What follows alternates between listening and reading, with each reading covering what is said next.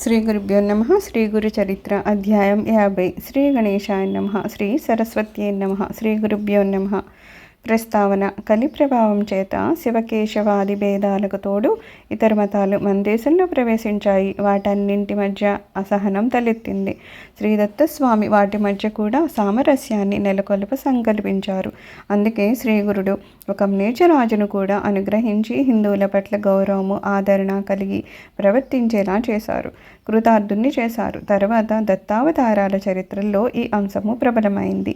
సద్గురువు కృపకు పాత్రమైన వంశాలలో తరతరాలు ఆయన యందు దృఢభక్తి నిలిచి ఉండగలదని గత అధ్యాయాల్లో చూసాము. అంతేకాక జన్మాంతరంలో కూడా వారి లౌకికమైన అభీష్టాలు ప్రసాదించడమే కాక మళ్ళా సద్గురు సేవను ప్రసాదిస్తుందని ఈ అధ్యాయాలు 50, 51, 52 తెలుపుతాయి.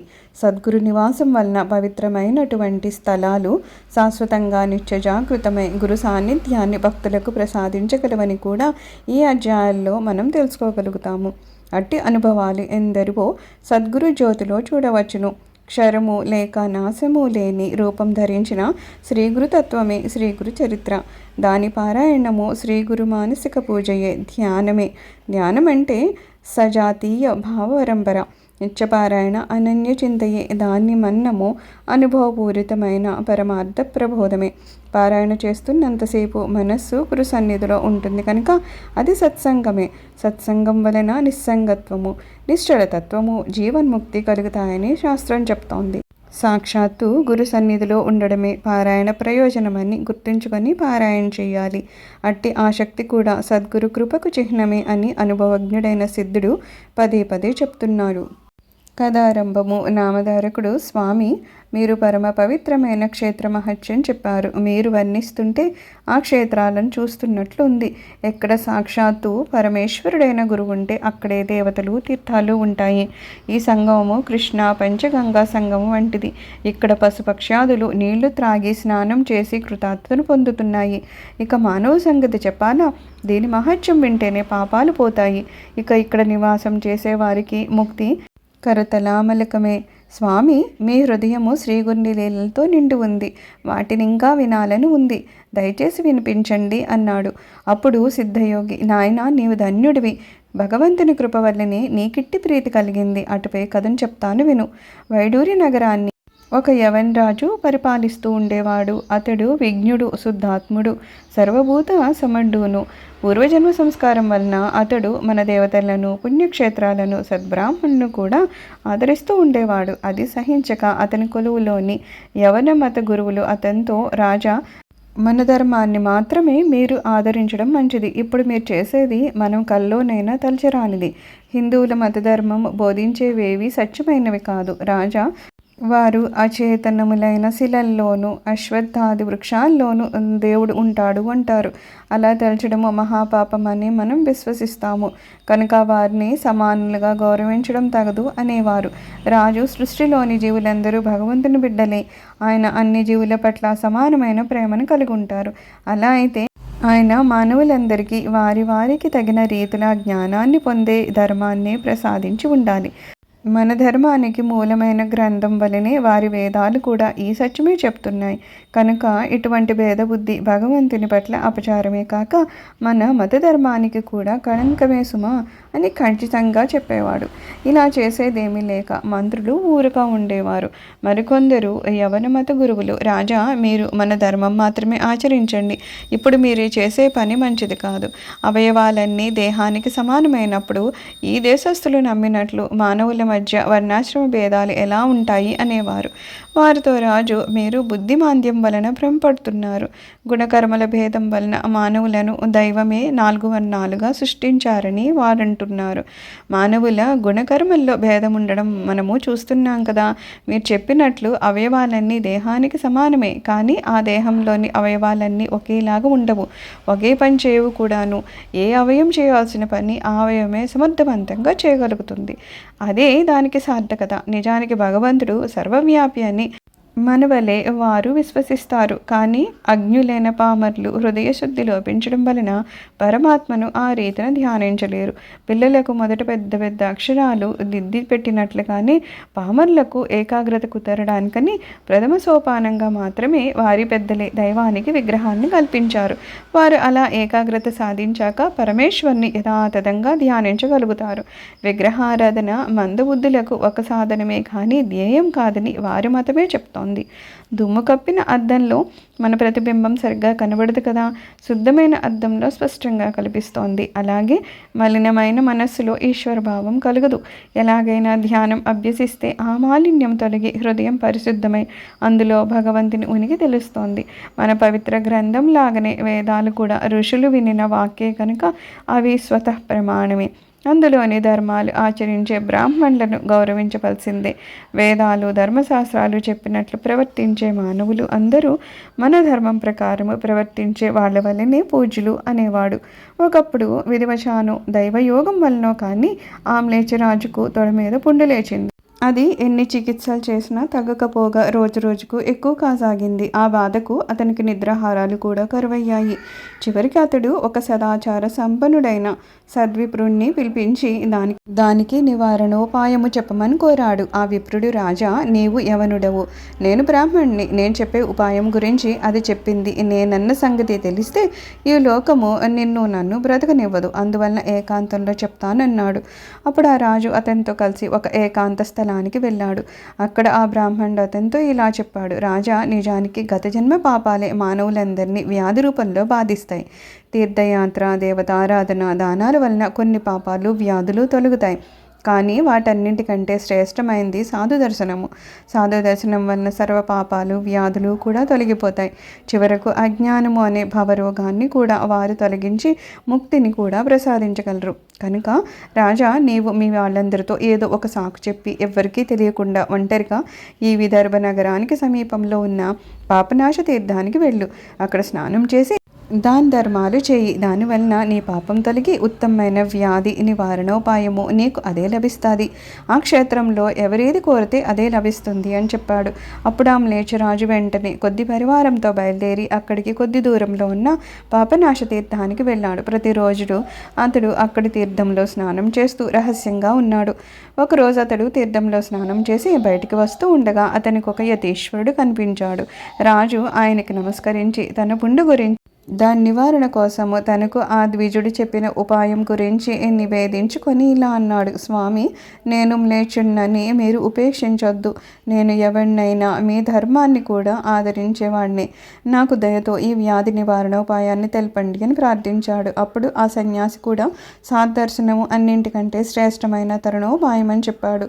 అప్పుడు ఆ యవనరాజు ఆయనకి నమస్కరించి, యోగేశ్వర, సాధు దర్శనము అన్నింటికంటే శ్రేష్టం అంటిరి కదా, అందుకు తార్కాణమేమైనా దయతో వివరించండి అని వేడుకున్నాడు. అప్పుడు ఆ సన్యాసి ఇలా చెప్పాడు. నాయన, వెనుక ఋషభయోగి అనే మహాత్ముని అనుగ్రహం వలన ఒక పతితుడైన బ్రాహ్మణుడు జన్మాంతరంలో ఉద్ధరించబడ్డాడు. ఆ కథ వివరంగా చెప్తాను విను. పూర్వము అవంతిపురంలో ఒక బ్రాహ్మణుడు పింగళ అనే వేశ్యకు వశుడై స్వధర్మాన్ని విడిచిపెట్టాడు. అతడు గృహస్థు అయి ఉండి కూడా తన భార్యను విడిచిపెట్టి ఆ వేశ్య ఇంటి వద్దనే త్రాగిపడి ఉండేవాడు. ఒకనాడు సంధ్యవేళ ఋషభయోగి అటు వెళ్తూ ఉంటే చూసి ఆ నామమాత్ర బ్రాహ్మణుడు వేశ్య ఆయనకు భక్తితో నమస్కరించి ఇంట్లోకి తీసుకెళ్లి పూజించారు. తర్వాత ఆయనకు భోజనం పెట్టి రాత్రంతా పాదసేవ చేస్తూ ఆయన నిద్రపుచ్చారు. మరుసటి ఉదయమే ఆ యోగి వారిని ఆశీర్వదించి వెళ్ళిపోయారు. అట్టి సాధు సేవ వలన ఆ బ్రాహ్మణునికి సద్బుద్ధి అంకురించి త్వరలో పరివర్తన చెంది కొంతకాలానికి చనిపోయాడు. మరుజన్మలో అతడు దశాన్న దేశంలో వజ్రబాహు అనే రాజు యొక్క పట్టపురాణి అయిన సుమతీదేవి గర్భంలో పడ్డాడు. ఆమెకు మగబిడ్డ జన్మిస్తాడేమోనన్న అసూయతో ఆ రాజుగారి రెండో భార్య ఆమెకు విషం పెట్టింది. కానీ అందువలన పట్టి మనిషి స్పృహ లేకుండా పడిందే కానీ ఆమె గర్భంలోని పిండానికి ప్రాణాపాయం అనేది కలగలేదు. అయితే ఆమెకు పుట్టిన బిడ్డకి శరీరం అంతటా పుండ్లు లేచాయి. రాజు దుఃఖించి ఎన్నెన్నో చికిత్సలు చేయించిన ఆ తల్లి బిడ్డలకు ఒళ్ళంతా పురుగులు పడి చీమకారుతూ ఎంతో దుర్వాసనగా ఉండేది. పూర్వజన్మల్లో వారు చేసిన పాపాలే అందుకు కారణమని, వారిని చూడడం కూడా పాపమేనని తలచి రాజు వాళ్ళను భయంకరమైన ఒక అడవిలో విడిచిపెట్టించాడు. అందుకు రాజుగారి రెండో భార్య ఎంతో సంతోషించింది. ఎన్నడూ కాలైనా క్రింద పెట్టని మహారాణి అడవిలో ఆకలితో మాడిపోయింది. అయినప్పటికీ ఆమె ఆ బిడ్డను చంకన పెట్టుకొని క్రూర జంతువుల గర్జనల మధ్య ముళ్లలో లేస్తూ పడుతూ తిరుగుతూ ఉండగా ఒకచోట కొందరు పశువుల కాపర్లు కనపడితే వారిని త్రాగడానికి మంచినీళ్లు అడిగింది. అప్పుడు వాళ్ళు చెరువుకు వెళ్లే దారి చూపారు. అందులో నీరు త్రాగి అక్కడకు నీళ్లకు వచ్చిన స్త్రీలను ఆమె, అమ్మ, ఈ రాజ్యంలో ప్రజలందరూ సంతోషంగా ఉన్నారు, మీ రాజు ఎవరు అని విచారించింది. ఆ ప్రాంతపు రాజు పద్మాకరుడనే వైశ్యుడు, ఎంతో ధర్మాత్ముడని తెలిసి అతన్ని శరణు పొందింది. ఆ రాజు ఆమె వృత్తాంతాన్ని తెలుసుకొని జాలి చెంది ఆశ్రయమిచ్చాడు. అతడు కూడా ఆమె కొడుకును ఎన్ని చికిత్సలు చేయించినా నిష్ఫలమై అతడు చనిపోయాడు. ఆ తల్లి గర్భశోకంతో హృదయ విదారకంగా శోకించింది. అదృష్టవశాత్తు సరిగ్గా ఆ సమయానికి ఋషభయోగి అక్కడికి వచ్చారు. ఆయన ఆ తల్లి శోకాన్ని విని, తల్లి, నీవు అనవసరంగా దుఃఖిస్తున్నావు. పుట్టిన వాడెవడు, చనిపోయిన వాడెవడు? అతడు ఎప్పుడైనా కంటికి కనిపెట్టాడా? అతడు ఈ శరీరమే అనుకుంటున్నావా? జీవుడు కర్మవశాన పంచభూతాలతో చేయబడిన దేహాన్ని పొందిన ఆ కర్మ తీరిపోగానే ఆ దేహం అనేది చనిపోతుంది. కానీ అతడు ఆత్మస్వరూపం కనుక అతడికి నాశనం అనేదే ఉండదు. ఇక శోకం ఎందుకు? త్రిగుణాల వలన అతడికి కర్మబంధం చుట్టుకుంటుంది. సత్వగుణం వలన దేవత్వము, రజోగుణం వలన మానవ జన్మ, తమోగుణం వలన తిర్యక్ జన్మలు కలుగుతాయి. త్రిగుణాతీతమైన స్థితి కలిగినప్పుడే అతనికి ముక్తి లభిస్తుంది. అలా జన్మించాక అతడు చేసిన కర్మలను అనుసరించి సుఖదుఖాలతో కూడిన జన్మ పరంపర కలుగుతుంది. అలా జన్మించిన వారందరూ ఎప్పటికైనా మరణించాల్సిందే. కనుకనే వివేకవంతులు జన్మించిన వారి గురించి సంతోషం కానీ, చనిపోయిన వారి గురించి దుఃఖం కానీ పొందరు. ఇంతకంటే భగవన్ నామస్మరణతో ఇహపరాలు సాధించుకోవచ్చు కదా. అలా కాక జీవులకు గల అనుబంధం వాస్తవమైతే వెనుకటి జన్మలో నీవు వీడికి ఏమై ఉన్నావో చెప్పగలవా? ఇప్పటికైనా నా మాట విని ఊరట చెందు అని ఆమెను ఓదార్చాడు. ఆమె, ఓ మహాత్మా, నేనొక మహారాజుకు రాణినయ్యాక చివరకు నాకు ఈ గతి పట్టింది. అడవుల పాలైన, నా వాళ్ళందరికీ దూరమైన బిడ్డను విడిచిపెట్టలేక భూమిపై జీవిస్తున్నాను. అటువంటప్పుడు వీడు చనిపోతే నేనేం కావాలి? స్వామి, కరుణార్థ హృదయులై మీరు చెప్పిన తత్వము అజ్ఞానినైన నాకెలా తెలుస్తుంది? ఈ కష్ట సమయంలో పరమేశ్వరుని వలె మీరు నాకు లభించారు. దేనివల్ల నా ఈ దుఃఖము నశిస్తుందో దయచేసి దాన్ని నాకు అనుగ్రహించండి అని శోకిస్తూ ఆ యోగేంద్రుని పాదాల మీద పడింది. ఆ యోగి కరుణార్థ హృదయులై ఆ పిల్లవాడు పూర్వజన్మలో తన సేవకుడని తెలుసుకొని కొంచెం భస్మం మంత్రించి ఆ శవం మీద చల్లాడు. వెంటనే ఆ పిల్లవాడు లేచి కూర్చున్నాడు. అతడు ఎట్టి వ్యాధి లేకుండా స్వచ్ఛమైన శరీరంతో ఉన్నాడు. ఆ యోగి యొక్క కృపాదృష్టి వలన ఆ తల్లికి కూడా జబ్బు మాయమైపోయింది. ఆ తల్లి సంతోషంతో నమస్కరించగానే ఆ యోగి ఆమెకు కొంచెం భస్మం ఇచ్చి, అమ్మ, నీవు, నీ బిడ్డ ఇది ధరించండి. మీ శరీరాలు వజ్ర సమానమై వృద్ధాప్యాన్ని చెందవు. నీ కుమారుడు ఉత్తమ గుణవంతుడు, యశస్వి అయ్యి భద్రాయువు అనే పరాక్రమవంతుడైన రాజుగా దేశాన్ని పరిపాలించి కీర్తికెక్కుతాడు అని ఆశీర్వదించి వెళ్ళిపోయాడు. కనుక ఓ రాజా, మహాత్ముల కృపాదృష్టి మాత్రం చేతనే ఎంతటి వ్యాధి అయినా నశించగలుగుతుంది. నీకు వచ్చిన వ్రణం తగ్గడంలో ఆశ్చర్యం ఏముంది అన్నాడు. అప్పుడు రాజు, స్వామి, నా వ్యాధిని నివారించగల సత్పురుషుని దర్శనం నాకెలా లభిస్తుందో దయచేసి తెలపండి అని వేడుకున్నాడు. అప్పుడు ఆ సాధు పుంగవుడు గంధర్వపురంలోని శ్రీగురుని గురించి తెలిపారు. వెంటనే ఆ రాజు గాణగాపురానికి బయలుదేరాడు. సరిగ్గా అదే సమయానికి శ్రీగురుడు ఇక్కడికి మ్లేచ్ఛరాజు వస్తాడు. అందువలన ఇచ్చటి ఆచారవంతులైన హిందువులకు బాధ కలగవచ్చు. మా మహత్యం లోకమంతటా వెల్లడైంది కనుక మేము ఇంకా ఎక్కువ కాలం ఇక్కడ ఉండకూడదు. మేము ఇక్కడే ఉంటే ఇంకెందరో మ్లేచ్చులు కూడా వస్తారు. భక్తి సదాచారము లేని వారు కూడా పేరాస్తో ఇక్కడికి వస్తారు. కనుక ఇంక మేము అంతర్ధానం అవడం మంచిది. బహుధాన్య నామ సంవత్సరంలో బృహస్పతి సింహరాజులో ప్రవేశించినప్పుడు గౌతమి నదికి పుష్కరం వస్తుంది. అప్పుడు ఆ నదిలో స్నానం చేయడానికని చెప్పి ఈ చోటు విడిచిపోతాము అని నిశ్చయించుకున్నారు. ఒక రోజున ఆయన అచ్చటి భక్తులతో, ఇక్కడికి ఒక మ్లేచ్ఛరాజు రానున్నాడు కనుక మీరందరూ మీ ఇంటికి వెళ్ళిపోండి. మేము గౌతమి యాత్రకు బయలుదేరుతామని చెప్పారు. భక్తులు, మహాత్మా, మీరు సాక్షాత్తు దత్తాత్రేయులే. మీరు మా అండగా ఉండగా ఇక్కడికి ఎవరొచ్చినా మాకు ధర్మహాని కలగజాలదు. కనుక మేము మీ సన్నిధిని విడిచి ఎక్కడికో పోనవసరం లేదు అని చెప్పి ఒక్కరు కూడా అక్కడి నుంచి కదలలేదు.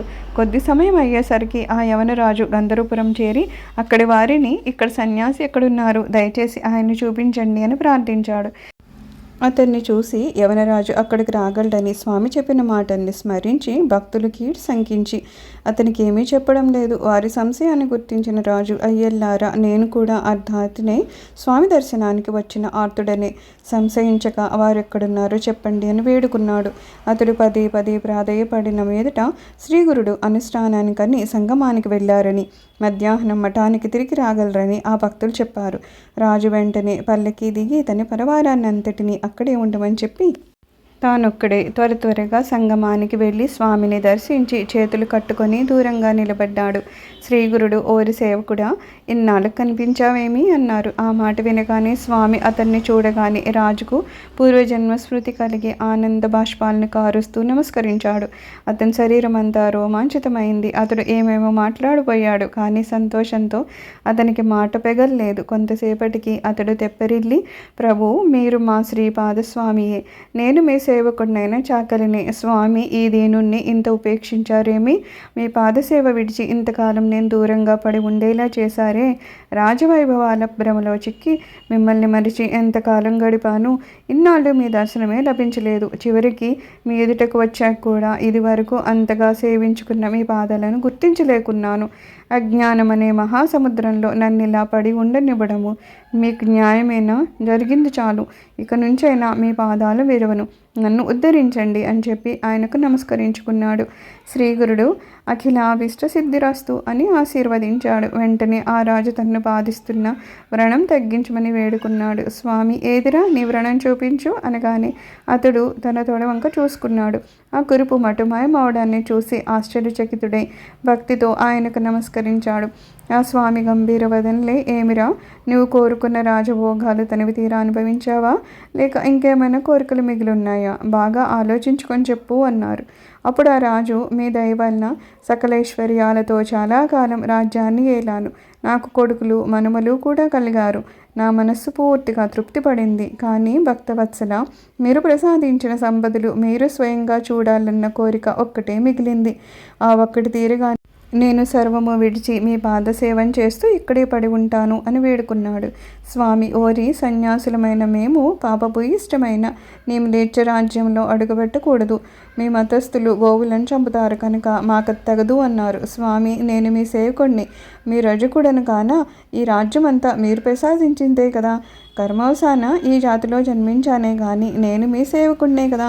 మీరు ప్రసాదించిన రాజ్యాన్ని, కొడుకులను, మనవులను మీకు చూపాలని నా కోరిక. మీరు దూరంగా ఉండే మీ కృపా దృష్టి వారి మీద, మా ప్రజల మీద ప్రసరింపచేయండి. మా రాజ్యంలో మీ రాకకు అవరోధమైన గోవధని నిషేధిస్తాను అని చెప్పి శ్రీగురుణ్ణి కాళ్ళ వేళ్ళ పడి బ్రతిమాలుకున్నాడు.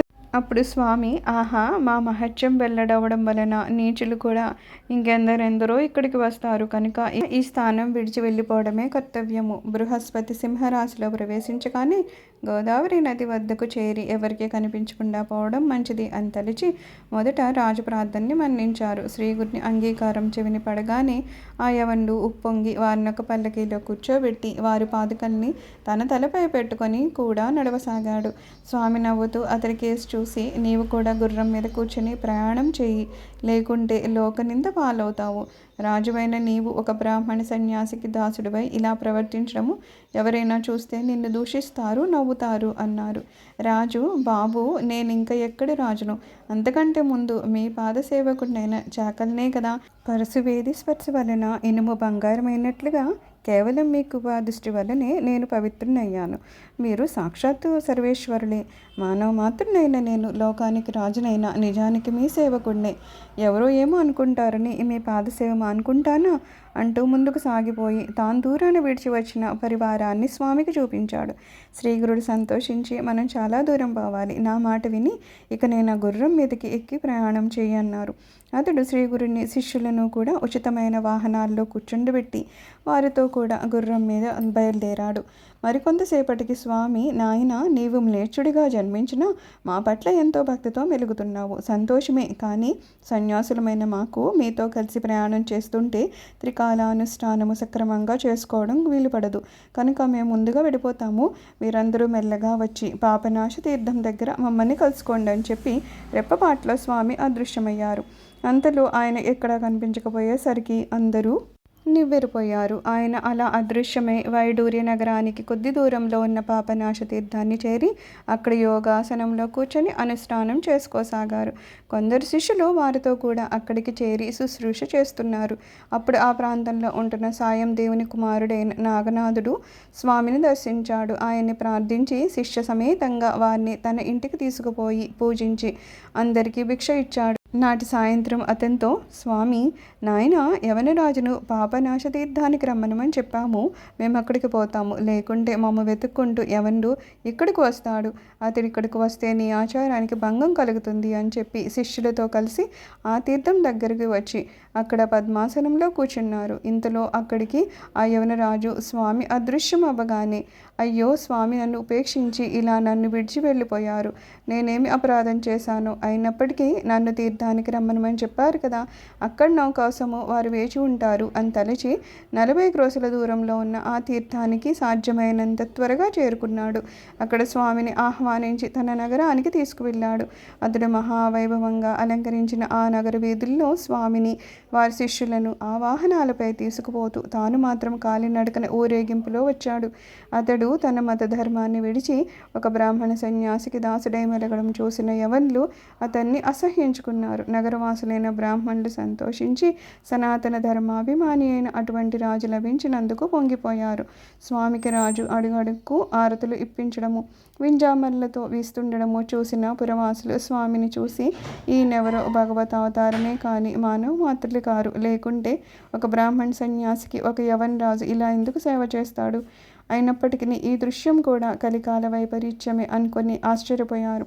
డక్కా, మృదంగము మొదలైన వాద్యాల ఘోషలతోనూ, వందల కొడ్డు ఏనుగులు గుర్రాలతోనూ ముందుకు సాగిపోతూ ఉండగా వంది మగధులు ఎలుగెత్తి స్వామి కీర్తిని స్తుతిస్తూ ఉంటే అగరధూపాలు చిమ్ముకుంటూ దారి పొడుగున లెక్కకు మించిన పువ్వులతో రత్నాలు కలిపి చల్లుతూ స్వామిని ఆ రాజు నగర వీధుల గుండా తీసుకుపోయాడు. చివరకు పల్లకిని రాజభవనం వద్ద దింపించి అందము స్వచ్ఛము అయిన కొత్త వస్త్రాలు పరిచిన దారి వెంట స్వామిని లోపలికి తీసుకొని పోయి స్వర్ణ సింహాసనం మీద కూర్చుండబెట్టాడు. తర్వాత రాజు ఆయనకు సాష్టాంగ నమస్కారం చేసి ఒక వింజామరతో ఆయనకు వేస్తూ ఒక ప్రక్కన కూర్చున్నాడు. అప్పుడు ఆ రాజు తన రాణులు, అంతఃపుర కాంతలు, రాజకుమారులు, కుమార్తెలను రప్పించి వారి చేత స్వామికి పాదపూజ చేయించాడు. చివరికి అతడు, స్వామి, నేను జన్మతః హీనున్నైనా తమ కృప వలన ఈనాటికి కృతార్థున్నయ్యాను. నేను కోరుకున్నవన్నీ నెరవేరాయి అని చెప్పి నమస్కరించాడు. అతడు చేసిన సపర్యలకు సంతోషించి శ్రీగురుడు అందరినీ దీవించి, ఓరి, నీకు ఇంకేమైనా కోరవలసింది ఉంటే నిస్సంకోచంగా చెప్పుకో అన్నారు. అప్పుడు ఆ రాజు తనకింక నిరంతర గురుపాద సేవ తప్ప ఇంకేమీ అక్కర్లేదని నిశ్చయంగా చెప్పాడు. స్వామి సంతోషించి, అలా అయితే ఈ రాజ్యభారము నీ కొడుకులకు అప్పగించి శ్రీశైలం వెళ్ళు. మేము కూడా గంధర్వపురంలో భక్తులకు చెప్పవలసింది చెప్పి అక్కడికి వస్తాము. నీకు అక్కడ మరణ మా దర్శనం అవుతుంది అని ఆదేశించారు. ఆయనతో ఎడబాటు సహించలేని రాజు, స్వామి, అలా అయితే నాకు నిరంతర గురుస్మరణ ప్రసాదించండి అని వేడుకున్నాడు. శ్రీగురుడు అతన్ని ఆశీర్వదించి తమ శిష్యులతో కలిసి గోదావరి యాత్ర చేయడానికి వెళ్ళారు. చివరికి వారందరూ ఆ నదిలో స్నానం చేసి భీమా అమరజా సంగమాన్ని చేరుకున్నారు. గంధర్వపుర వాసులు అందరూ పూజా ద్రవ్యాలను తీసుకొని ఎదురేగి, స్వామి, మీరిక్కడి నుండి వెళ్ళినప్పటి నుండి ఈ ఊరంతా అచేతనమైపోయింది. తిరిగి మీ రాక వలన మరలా ప్రాణం వచ్చినట్లుంది అని ఆయన్ని స్తుతించి పూజించారు. అప్పుడు స్వామి, బిడ్డల్లారా, మేమెక్కడికో వెళ్ళిపోయామని ఎన్నడూ అనుకోవద్దు. ఈ పురము మాకెంతో ప్రియమైంది. ఇక్కడ మమ్మల్ని నిశ్చల భక్తితో కొల్చే వారికి ఎప్పుడూ ప్రత్యక్షమవుతూ ఉంటాము. ముందు ముందు దేశమంతా కలియుగ దోషాలన్నింటికీ నిలయం కానున్నది కనుక మేము శ్రీశైలం వెళ్ళాలనుకుంటున్నాము. అయినప్పటికీ భక్తులను రక్షించడం కోసమని వాస్తవంగా గుప్త రూపంలో ఇక్కడే ఉంటాము. అలా గుప్తంగా ఉండడానికి కారణము, రానున్నది కష్టకాలము. ధర్మం రోజు రోజుకు క్షీణించిపోతుంది. దుర్మార్గులు ప్రబలి ఎన్నో దుష్కృత్యాలు చేయబోతారు. పూర్వజన్మ సంస్కారం వల్ల యోగ్యుడైన ఆమ్లేచ్చరాజు మా అనుగ్రహానికి పాత్రులైనారని విని ఎందరెందరో హీనులు కూడా ఇక్కడికి వస్తారు. మా ప్రత్యక్ష సాన్నిధ్యం వారికి కలగడం వలన అందరికీ ఎంతో కీడు జరుగుతుంది కనుక మా రూపాన్ని గుప్తం చేయడం ఒక్కటే కర్తవ్యం అన్నారు. అది విని పురవాసులు ఎంతగానో బాధపడుతూ నిశ్చేష్టులై బొమ్మలుగా నిల్చున్నారు. ఆనాటి వరకు మానవాకారంలో కనిపిస్తున్న ఆ త్రిమూర్తి అవతారము అడు తర్వాత తమ స్థూల రూపాన్ని గుప్త పరిచినప్పటికీ ఈ గంధర్వపురంలో సుస్థిరంగా ఉన్నారు సుమా. అందుకు నేనే సాక్షిని. నేటికి ఈ గంధర్వ నగరంలో ఆయన్ను విశ్వాసంతో భజించిన వారి కోరికలు తీరుతాయి. ఇతర యుగాలలో ఎన్ని వేల సంవత్సరాలు తపస్సు చేసినా కనిపించని ఈ దత్తమూర్తి ఇప్పుడు భక్తుల పాలిట కల్పవృక్షమై ఇక్కడ నిలిచారు. భుక్తి ముక్తులను ప్రసాదించడానికి ఈ భూమి మీద ఇంతకు మించింది ఏముంది? శ్రీ దత్తాయ గురువే నమః. శ్రీ శ్రీపాద శ్రీ వల్లభాయ నమః. శ్రీ నృసింహ సరస్వత్యై నమః. సర్వం శ్రీ గురు చరణారవిందార్పణమస్తు. లోకా సమస్తా సుఖినో భవంతు. ఓం శాంతి శాంతి శాంతి.